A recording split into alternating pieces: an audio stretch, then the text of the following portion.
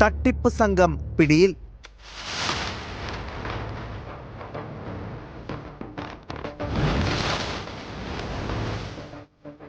വിദേശ രാജ്യത്ത് ജോലി വാഗ്ദാനം ചെയ്തുള്ള തട്ടിപ്പ് സംസ്ഥാനത്തുടനീളം ദിനം പ്രതി തുടരുകയാണ്. അത്തരത്തിലൊരു തട്ടിപ്പിന്റെ കഥയാണ് തിരുവനന്തപുരത്ത് നിന്നും പറയാനുള്ളത്. ഒന്നും രണ്ടുമല്ല, നിരവധി പേരാണ് തട്ടിപ്പിനിരയായത്. അതും ലക്ഷങ്ങളുടെ തട്ടിപ്പ്. ഒടുക്കം പ്രധാന പ്രതിയെ മ്യൂസിയം പോലീസ് അറസ്റ്റ് ചെയ്തു.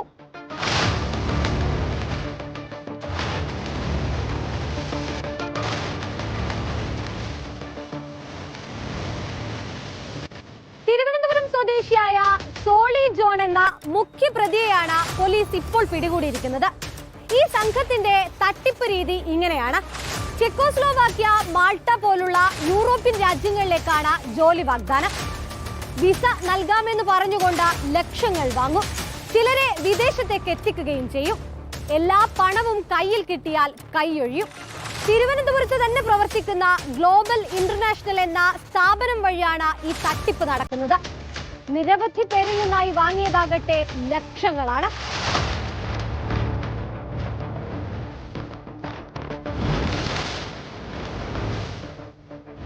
തിരുവനന്തപുരം സ്വദേശി തന്നെ നൽകിയ പരാതിയാണ് ഇപ്പോൾ മുഖ്യ പ്രതിയിലേക്ക് എത്തിച്ചിരിക്കുന്നത്.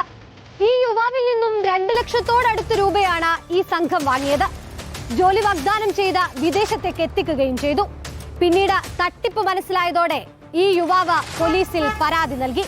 പരാതിക്ക് പിന്നാലെ ഇന്ന് പ്രതിയിലേക്ക് കൂടി പോലീസ് എത്തി.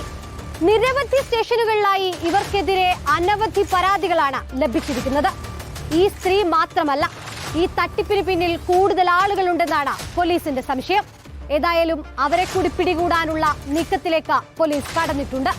മുഖ്യപ്രതിയായ സോളിയെ ചോദ്യം ചെയ്യുന്നതിലൂടെ ആ കാര്യത്തിൽ കൂടി വ്യക്തത വരുമെന്നാണ് കരുതുന്നത്.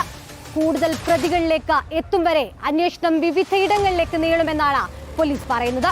വീഡിയോ ജേർണലിസ്റ്റ് മനു ബാലകൃഷ്ണനൊപ്പം reporter Sunisha Yellur, in reporter, Thiruvananthapuram.